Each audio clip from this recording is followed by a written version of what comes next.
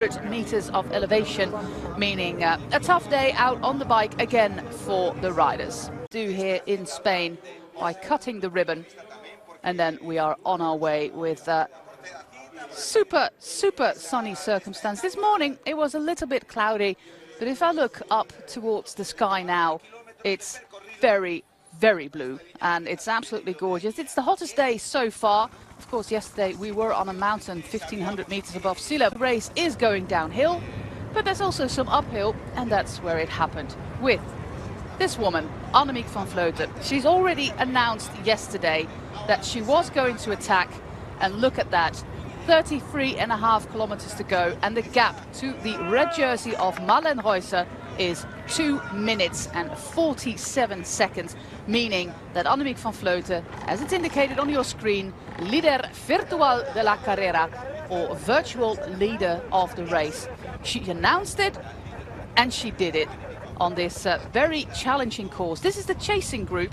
We can see in the black 2 riders from DSM with Floortje Mackay and Liane Lippert.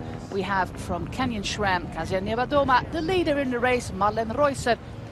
Also from Canyon SRAM, Elise Chabe, the Hungarian national champion, Katablanka Vash, Elisa Longor-Borghini, and also the number 6 in the GC, Marta Gavalli. This, lots of nice little hills for the riders to navigate. We stay on this really wide road all our way to towards the west, towards Ourense. In the beginning, to give you a little summary of what happened today, we had attacks from Alison Jackson, Ilaria Sanguinetti and Amber Kraak. That was in the beginning of the race. And then we had attacks by Katablanka Vash, Kasia Niewiadoma, Elisa Longor-Borghini and Annemiek van Vleuten. That was after 45 kilometers. Then van Vleuten kind of left the others behind. In first place, Vash and Niewiadoma. Longor-Borghini stayed with her for the longest time, but then she threw Longor-Borghini overboard as well and went on a mission to win not only this stage, but also the general classification. This is the peloton, or what is left of the peloton. And if we look at the top 10, we know that the number 2 in the GC, Paulina Royakkers, is in this group. Corin Rivera is, Leah Thomas also not in that first group. So they are going to lose some positions. And the only group at the moment working is Team Bike Exchange, because they don't have any representation at the front. Of course, Ale Ljubljana doesn't have to work, Trek Segafredo doesn't have to work, Movistar doesn't have to work, SD Works. All the big teams have riders in that first group, so it comes down to Team Bike Exchange to do the work here with Janneke Ensing, with Amanda Spread, Urska Sigard, Lucy Kennedy, and the local rider Ana Santesteban Gonzalez. I passed through the town of Macedo, and the town was donned with posters and her name on the road, so the people there are anxiously awaiting their local hero, Ana Santesteban, to cross their town. That will be 10 kilometers from now. And when I rode the course, I thought, well, that might be a nice little place to put in an attack, because the gradients there in the town of Maceda, all very tiny corners, tiny streets, will be up to 10-12%, I estimated. So I thought, well, that is a great place to put in an attack. But Annemiek van Vleuten just didn't wait for the live broadcast to start, and started about an hour ago with her mission. And you have to give it to her. You know, if she says in the post-race interview yesterday after that time trial, I am going on the attack, and that is exactly what she's doing. You can say a lot of things, of course, but you have to do it as well, and that is exactly what she did. And everybody, of course, remembers that long-range attack at the World Championships in Yorkshire, where she had a solo of, well, basically 105 kilometers on her own, all the way to the finish line. A little bit of competition from Chloe Dygert, but that was it. And yeah, she's doing that again. She's not beaten by that first stage where they kind of missed the split. And we had that breakaway of 4 riders. She's just doing it on her own, and you just have to admire what she's doing right here. 38 years of age, she will be 39 in October. If you look at the rest of the programs, not sure yet what she will be doing Whether that will include Paris-Roubaix, likely, but not sure yet. She will be at the World Championships, of course, the European Championships, and possibly also the Women's Tour. So still a lot of racing for her to go. And she's already had a long season. And she just comes down from altitude camp in Livigno, where she went after the Olympic Games. After the Olympic Games, of course, first she went to the Basque Country, won the Donostia San Sebastian Classicoa for women, also with a long-range attack, albeit a little bit shorter than this one. And then, well, she flew in straight from Tokyo to the Netherlands for all the celebrations for her gold medal, some television appearances, then to San Sebastian, and then to Livigno in Italy to do some altitude training. Still the European champion. You can see the bands on her bib shorts, but of course also the leader in the UCI Women's World Tour. And it will be, well, rather difficult for the competition to actually win that classification, because the number 2 in the UCI Women's World Tour is Marianne Vos. She's not racing here. She will be racing in the Women's Tour in Great Britain. Vollering is in 3rd, Elisa Longo-Borghini in 4th, Cecilie Uttrup-Ludwig in 5th, and Anna van der Breggen in 6th. But this is the last World Tour race Van der Breggen is going to do. And the lead of Annemiek van Vleuten is already quite big. Like I said, 38 years of age, actually born in the town of Vleuten, which is next to Utrecht, where the Vuelta for men will start in 2022.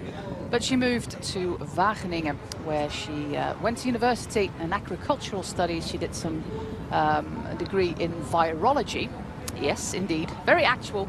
But discovered that she liked competition more. She started actually on the football pitch, Van Vleuten, but then got some injuries and started riding her bike.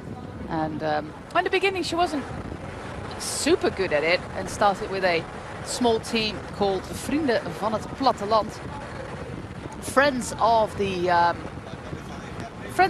rural country, you can say. It was a kind of association of farmers and producers in agricultural.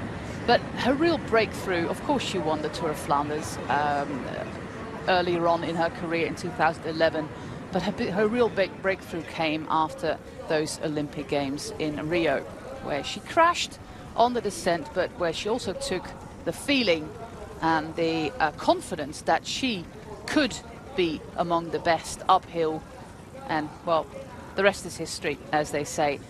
The gap between Van Vleuten, the chasing group, is 2:44, and the peloton is even further back. This race is done, hopefully without any trouble, mechanical issues or worse.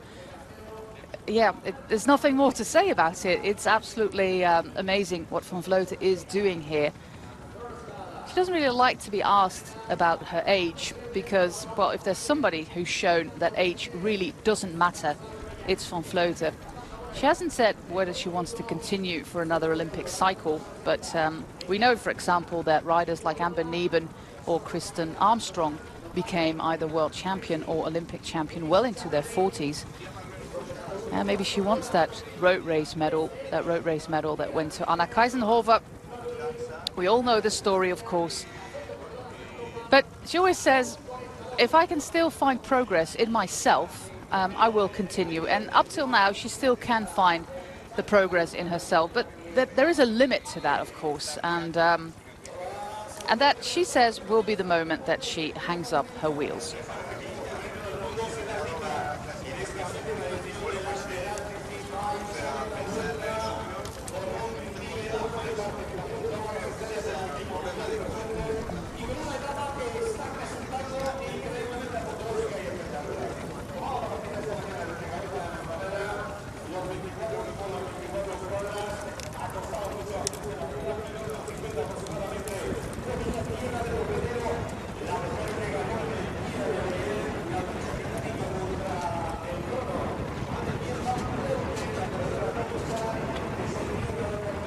25 kilometers to go as we approach the rather lovely town of Macedo.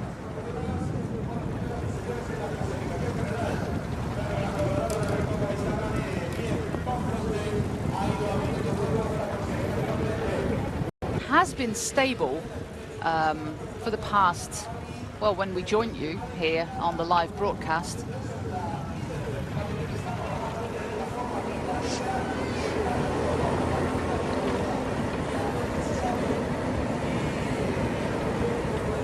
Really focused look there with her earring, a famous earring that she always wears in commemoration of her father who passed away.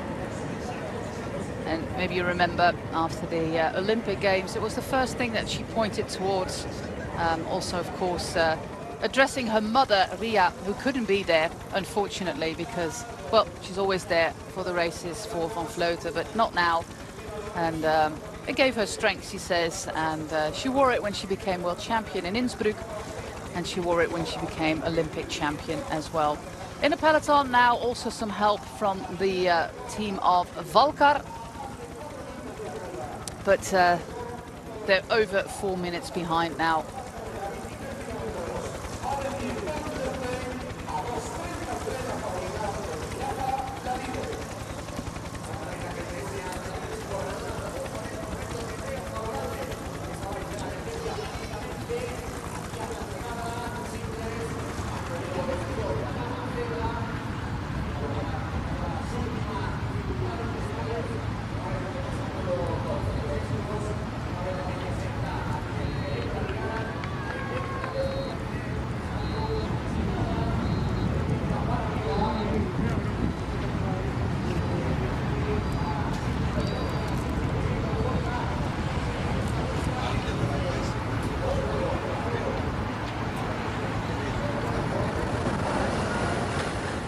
There we are on our way to Macedo.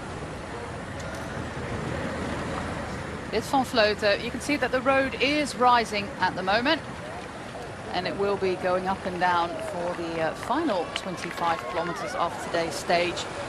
And like I said, this was the perfect launching pad, really, to launch an attack from the peloton. But it happened way before that, even before the second climb of the day, which was a long one, but not a super steep one. But already after the first 30 kilometers, we had the first attacks, and 55 kilometers in, basically at the start of that long climb, there came the attack with that group of 4, including Van Vleuten.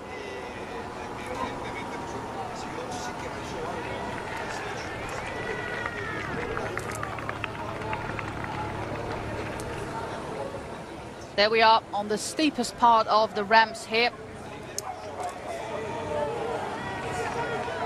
And don't get me wrong, it's never easy. It's not going smoothly, even if you're Annemiek van Vleuten. It looks like she always makes it look easy, but look at that. This is kind of a battle for her as well.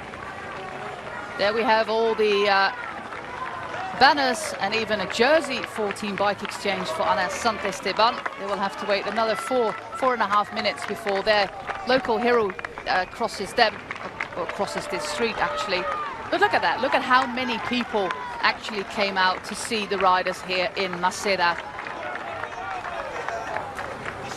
A few cobbles here to navigate.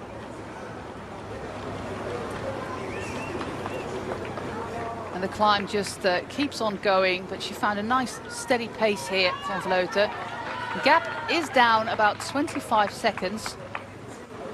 There's not a lot of wind, so she doesn't have to battle a headwind when we move towards the west. There's just slight wind from the northwest area, so there will be a slight crosswind, but it's hardly anything if you're out there. So that's not a factor to take into account for Annemiek van Vleuten to navigate. And in this group, of course, we've got a few duos. We've got 2 riders of DSM, 2 riders of Canyon SRAM, but the entire group really has to work together. Not only the leader in the GC, Marlen Reusser, but also the others. We have the number 5 in the GC with Elise Chabet, the number 6 with Marta Cavalli, the number 10 with Liane Lippert, the number 11 with Kasia Niewedoma. 21st is Floortje Mackay, and in 28th position is young Kata Blanca Vash, who turned 20 years yesterday in her first UCI Women's World Tour.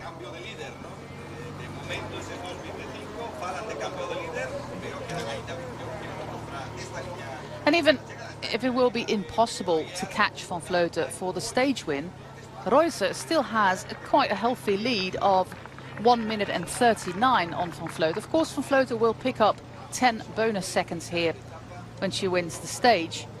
But if this group manages to work together and get a little bit closer, Royce could actually stay in the leader's jersey, because they kind of reached that level in the lead of Van Vleuten where it's not growing, it's not really getting considerably less, but it's also not getting more. We're kind of at a ceiling there, in so to say.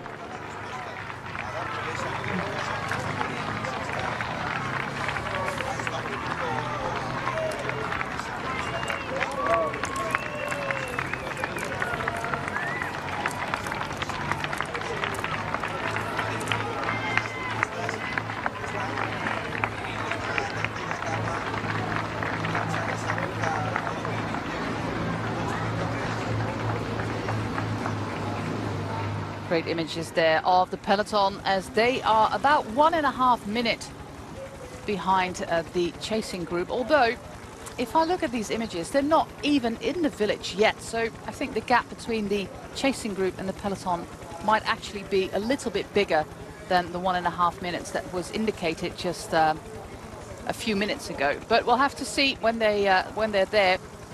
But I think it's a little bit more.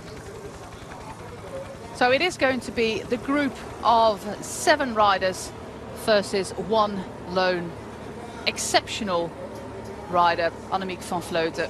But still, she has to battle on her own. And the final, it's just not easy. We still have a few of these uphill kicks to go. And it looks like she is starting to suffer, Annemiek van Vleuten. Trying to find a comfortable position there on the bike. And just try to keep those watts up and keep those legs pedaling. And this is like a time trial for her. She has got a few cogs to spare. And she's riding on the big ring.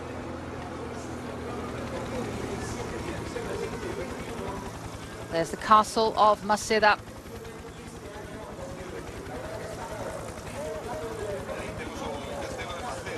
And we still haven't seen any images yet of the peloton in this lovely town.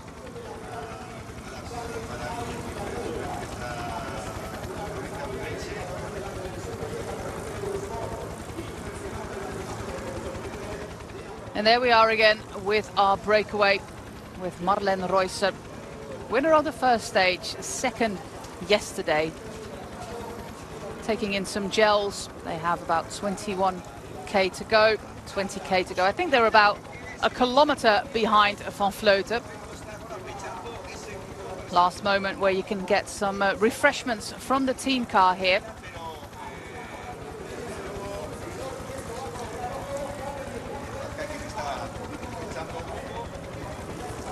And that is what Lippert is doing, the number 10 in the GC, the German rider. One of those young riders really making progress. Working hard in this group now is Kasia Nieberdoma. Of course, her teammate Elise Chabet is in 5th place in the GC, and she can make up 2 places, get herself onto the podium, because neither Rivera nor Royakkers are in this chasing group. So for Chabet, it will mean that she moves up to the podium here of this World Tour race. The peloton has now reached Manzaneda, and this is over 2.5 minutes behind the first group. So the gap between that chasing group of 7 and the peloton is getting bigger, but the gap between Van Vleuten and the chasing group is kind of stable now.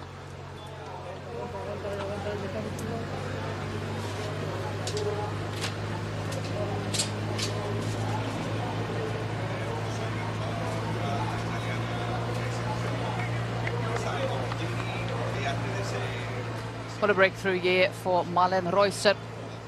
About a year ago, she picked up the silver medal at the World Time Trial Championships. Of course, the silver medal winner in Tokyo as well. She won her first road stage on Thursday.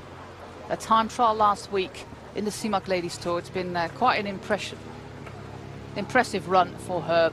But the same goes for Marta Cavalli. If we go all the way back to the first races of the season with Strade Bianche, where she was already in the top 10. Such a young rider. Of course, she already won a world title, national title, when she was very young. But she's one of those up-and-coming riders. Really exciting rider, Marta Cavalli. But the entire team really on an upwards trajectory. And next year that will be even more impressive, of course, with Grace Brown joining the ranks of the team from France, FDJ Nouvelle-Aquitaine Futuroscope. And they're not related actually to the men's FDJ team. Of course, they share the same sponsor, the National Lottery in France, but it's not the same structure like we have with other teams like Movistar or Trek Segafredo. It's the same structure, but it doesn't go for FDJ Nouvelle-Aquitaine. It's a different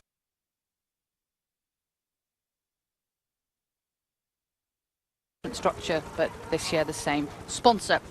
And the commercials that the French National Lottery has on the French TV, for example, during the Tour de France, they really emphasize the equality that they want to show, and that's why they also have equality in sponsorship.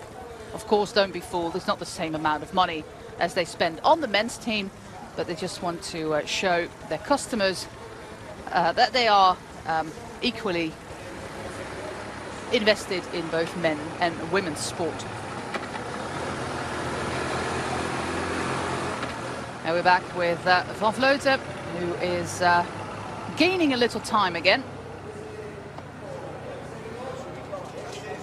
as we are making our way to Busta Valle. So we just crossed the little town there.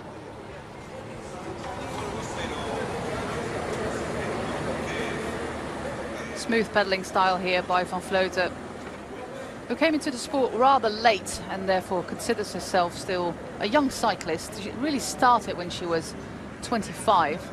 Of course, finishing her university degree, doing some football or soccer for those of you watching in the US or Canada, and then came into the world of cycling. And she still has a few years to go, I think, but of course that's down to her, because as easy as she may seem to make it look, don't be fooled. There's a lot of work going into these kind of things.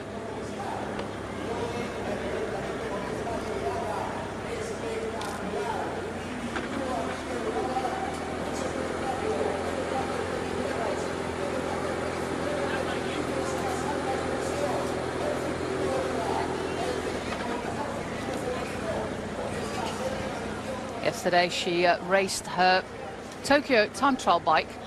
She's basically the only Olympic champion who wasn't handed a gold bike like Carapaz, like Roglic. Kaisenhofer, I don't know, she's not in the pro peloton. She doesn't have the ambitions to be in the pro peloton either. The Austrian rider who became Olympic champion. But Van Vleuten, yeah, she didn't get a golden bike from Canyon SRAM, or she didn't want one. Of course, that's her choice. But she was really proud to be riding it. She said, well, it was a choice that we had to make before the start, whether we were going to ride it on the time trial bike or on the normal bike. Of course, the climb was about 4 to 5% average. And yeah, she used the parts where the gradient was less steep to really profit from the aerodynamic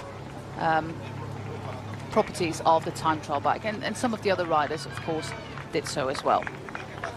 The peloton, yeah, we can say that they are beaten, and as we can see that the gap between Van Vleuten and the red jersey, the Ceratizit leaders jersey here, worn by Marlen Reusser, is also going up. It was going down to about 2 minutes and 15 seconds, but now we are creeping towards that 3-minute mark again, as the crowd is gathering here at the finish line. We are on an industrial zone, actually, not in the middle of a town, so people really have to make the effort to come over here to see the best bike riders in the world battle it out. And there we have confirmation of what I already expected. The gap between the chasing group and the peloton is now rather big.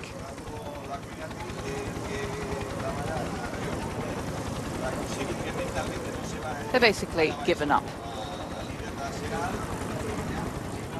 Now that's going to be interesting for the top 10, because from the current top 10, we don't have the number 2, Pauline Royakkers and Corin Rivera in this group, meaning that Elise Chabet moves up to the podium, meaning 2 Swiss riders on the podium. That's nice.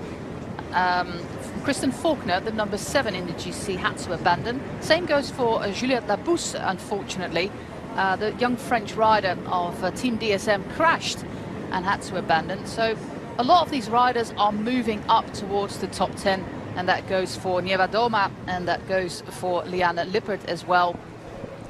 And possibly also for somebody like Cata Blanca Vash, which would be, yeah, she will move towards, basically all the riders in this chasing group will be in the top 10 after today's stage, which for young Cata Blanca Vash, 20 years of age only, is quite a spectacular beginning to her road career with SD Worx.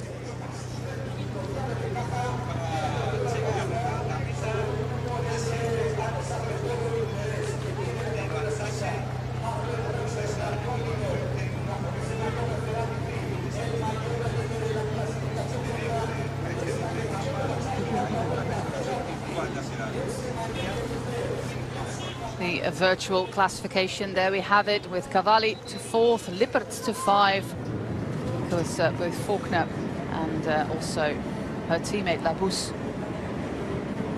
out of that top 10. This is a little downhill stretch, as you can see, as we move to the town of Opinto. The language spoken here is Galician, Gallego, and that is a language that's kind of a mixture between Portuguese and the Spanish language, which is basically Castellano, the language of the region of Castilla, which is Madrid and surrounding, so the center of Spain. But Gallego is a language that has a lot of influence from the Portuguese language, which is about 100 kilometers from here, Portugal, and that's of course not strange that it works like that, because in some areas boundaries are a little bit arbitrary. They don't really represent the same boundaries that you have in your language areas. And of course in Spain you have several different languages, like the Basque language, Catalan as well. All official languages, contrary to for example, are not recognized as official languages. But in Spain that's different. The 16 autonomous regions that you have in Spain have a lot of freedom when it comes to making their own laws. Some of them have their own police force, their own tax collecting agencies, like Catalonia, for example.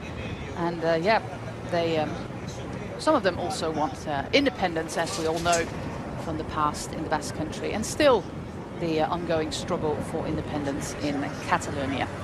But this is Galicia, which is one of the greener regions of Spain. A lot of rain basically coming from the Atlantic Ocean, making for a lush green landscape with lots of water, lots of rivers, lots of lakes, and a really beautiful part of the country with peaks up to almost 2,000 meters above sea level. Yesterday was actually one of the highest peaks in the region of Galicia, the peak at the ski station of Manzaneda, where in the summertime, like now, you can just take your bike in this ski lift and then go down on a rather challenging parkour. But if that's your thing, it's absolutely amazing. You just go up like 300 meters in elevation and storm your way back down, then go back to the ski lift again and go back up. Great day out, great fun for everybody. And in the summer and in the winter, of course, it's one of the ski areas here in the northwest, which has a varied landscape. They have deserts here in the region of Navarra. They have fantastic lush green landscapes in the Basque Country, also here in Galicia. And of course, we all know the grueling peaks of the region of Asturias with Lagos de Covadonga. We've seen it in the Vuelta for men, and also that new climb that we saw a few days ago, Alto de Montero. That's Asturias for you, with really, really difficult peaks. Maybe next year with the Ceratizit challenge by La Vuelta, we're going to one of those peaks there in Asturias, because basically I kind of love the new concept. This is a proper stage race now, 4 days of really interesting courses, and some of the strongest riders in the world are present here.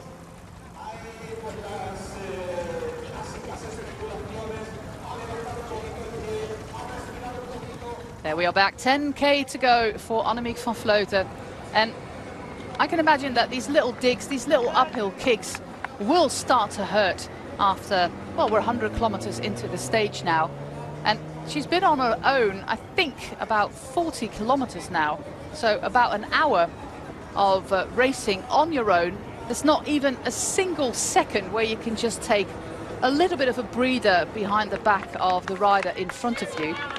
Just gone down to the small ring, as you can see on this little uphill kick, and this is what riders euphemistically always call Spanish flat.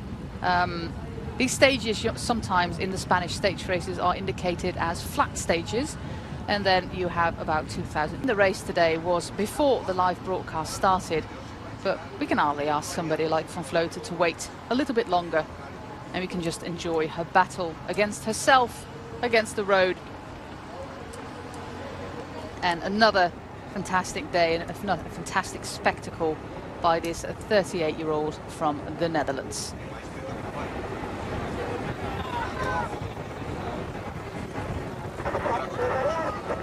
Over 3 minutes now for her, with the group behind her basically the same speed as she does on her own, and she's just gaining time. Liane Lippert, Marlen Huijser and Floortje Mackay, those are the 7 riders behind her. She started the day in a breakaway with Vash Nievadoma and Elisa Longo-Borghini, who I forgot to mention. Of course, she must be mentioned, that makes 8. And then gradually left everybody behind about an hour ago.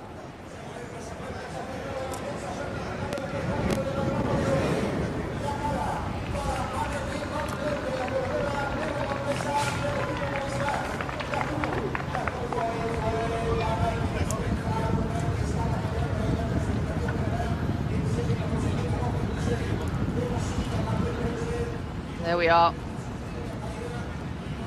And the difference is between the riders in that breakaway.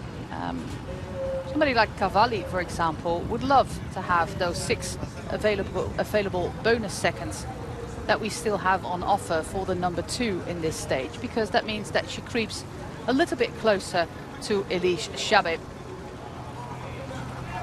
There's only 18 seconds between them, and that is going pretty fast. She still has a contract for next year with the FDJ Nouvelle-Aquitaine Futuroscope team, a team that's complete for next year with new riders being, like I said, Grace Brown. Great new addition to the team that is made up of young French riders and the experience of, for example, somebody like Brody Chapman. And it shows that sometimes you need one rider to really pick up the level of an entire team, and that is exactly what Annemiek van Vleuten is doing with Team Movistar. She joined that, but it's not only about her. She always stresses, every time she wins a race or has a good result, she always stresses how important her teammates are. And her teammates are now also full-time pros, and these younger Spanish riders are of course important for a sponsor like Movistar, but they also, their level also increases in the slipstream of somebody like Van Vleuten, but the same goes for Emma Norsgaard.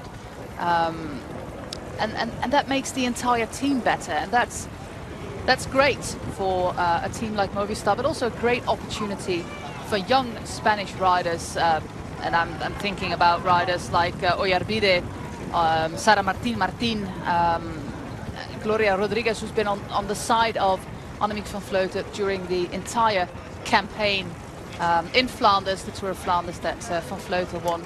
She always stresses how important her teammates are, and sometimes you tend to forget that sport is, the cycling is a team sport. Look at the result yesterday, for example, with Magnus Kort and Lawson Craddock in the Vuelta, and the same goes for Movistar. You don't always see the work that's being done by her teammates here, but that work is equally important for the results that a rider like Van Vleuten gets.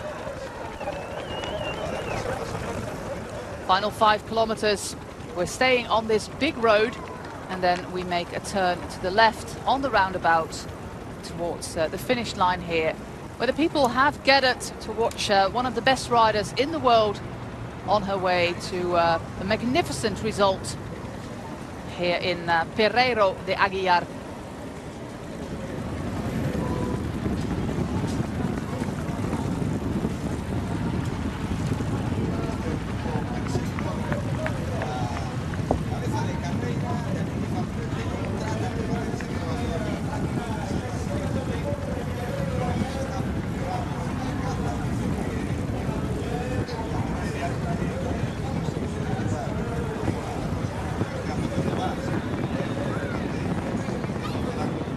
Bit of increase in pace there by Marlen Reusser, and it shows how difficult it is to follow when Reusser is taking the lead. She's like a steam train, so much power, the time trialist, but she's become so much more than just a prolific winner of time trials. Marlen Reusser, she's quickly becoming one of the top riders in the world, and her result here shows that as well. She will most likely be on the podium of the general classification tomorrow as we go to Santiago de Compostela. But as it stands with this woman, she said that she would attack and that she was not going to ride defensively to defend a third place or a podium place. No, she did what she promised us, and it's one of those days for Annemiek van Vleuten again, where she just seems to be unbeatable.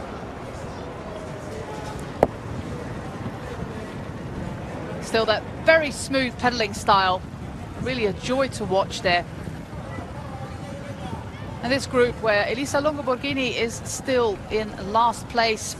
She's been riding a lot in the final position here of this group. Maybe she's going to try something, but look at that. Look at how fast the pace has been in the final 20 minutes. Of course, there's been some downhill, but there's also been some grueling uphill there in the village of Macedo. So yeah, the final here is fast, and it's one of those days that goes down in history as Annemiek van Vleuten Day. Reusser, Chabe, Nievadoma, Lippert, Cavalli, Vash, Mackay and Elisa Longo-Borghini. The 8 riders in pursuit of Annemiek van Vleuten. Miek, as she's lovingly called by her team.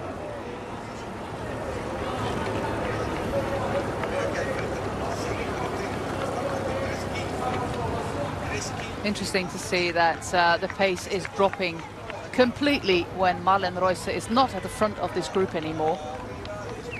Just like on day one, she is the motor, the engine of this group.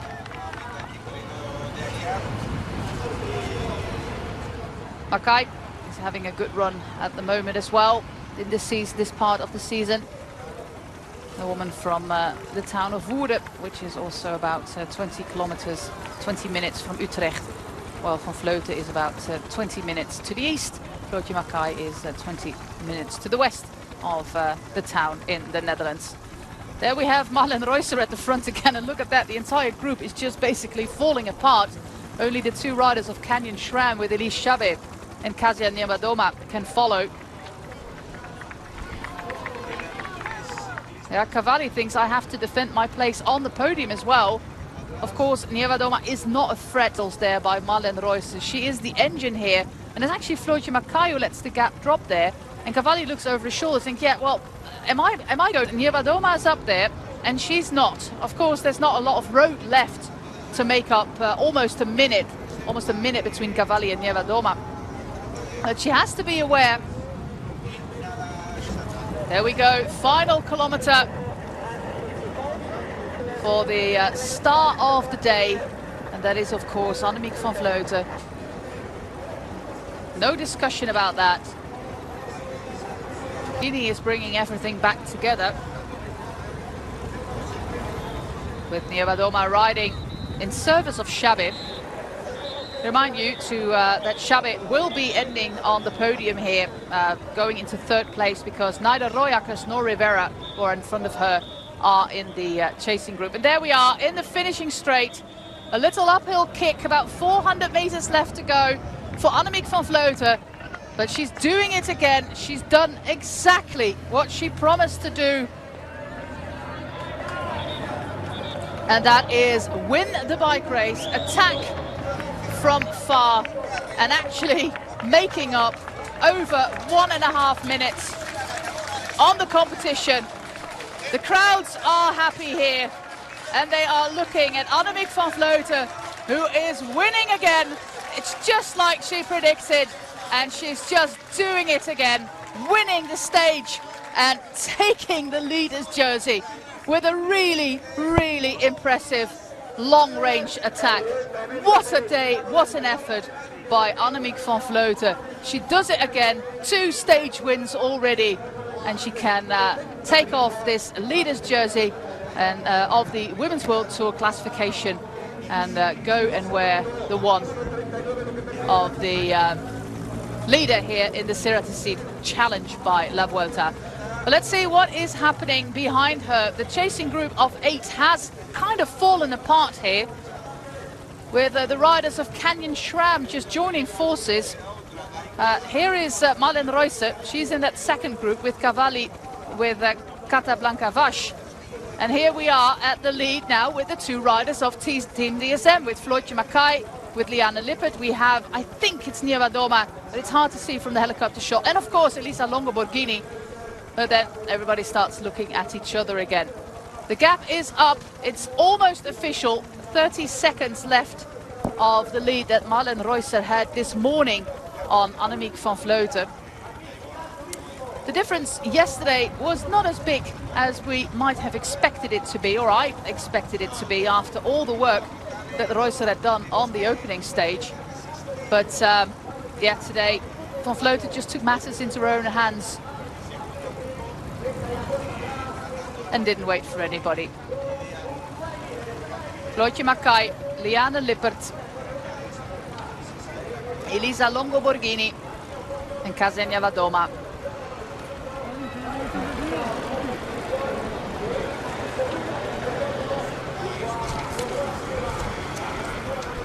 It's official that seconds are ticking by, but it's official that Annemiek van Vleuten is also the new leader, with 1 more stage to go. Floortje Mackay is doing everything to get Liane Lippert up in the classification, because there's not a lot of time between her and Marta Cavalli. Great job here by Floortje Mackay, helping her teammate gain time.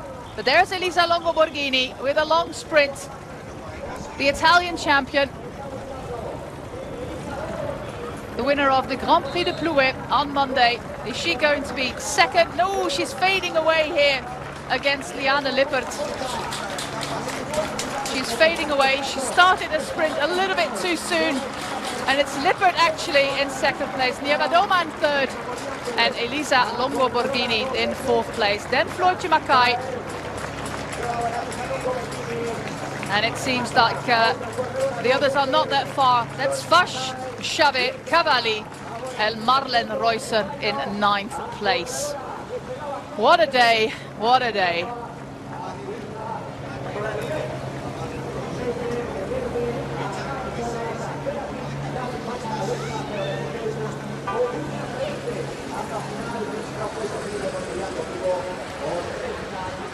Wow.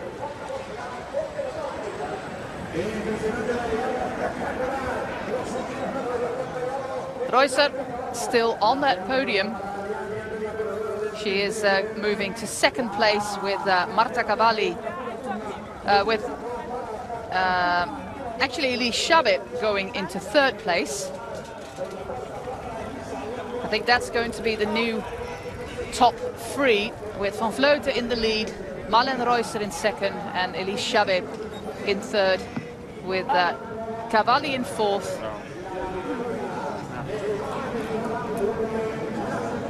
She fought hard, Marlene Reusser, but there was absolutely no stopping Annemiek van Vleuten today.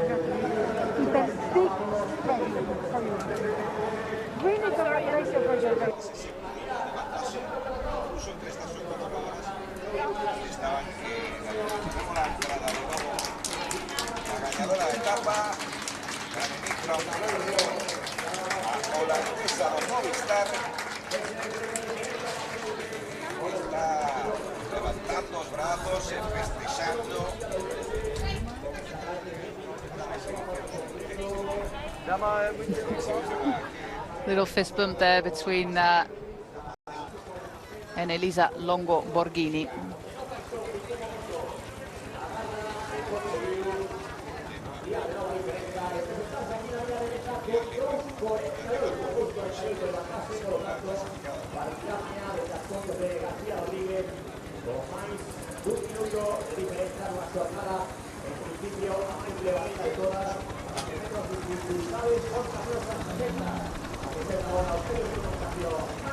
While we wait for the peloton, I can hear the helicopter is already approaching. They must be in the final kilometer now.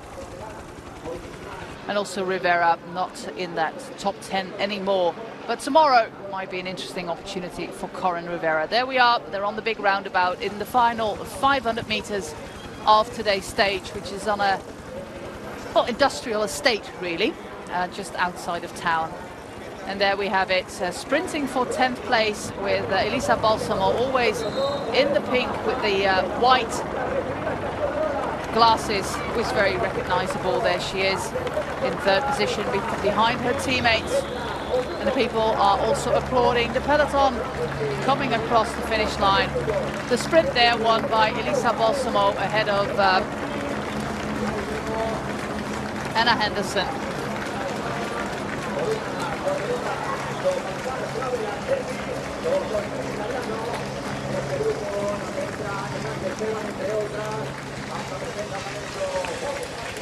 And everybody makes it across the line.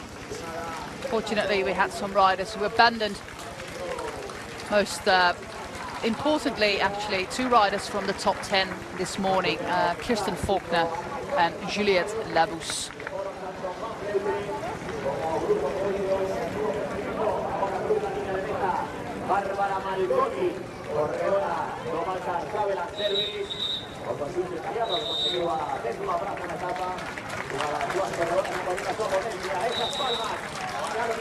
More applause as Oscar Sigard crosses the finish line.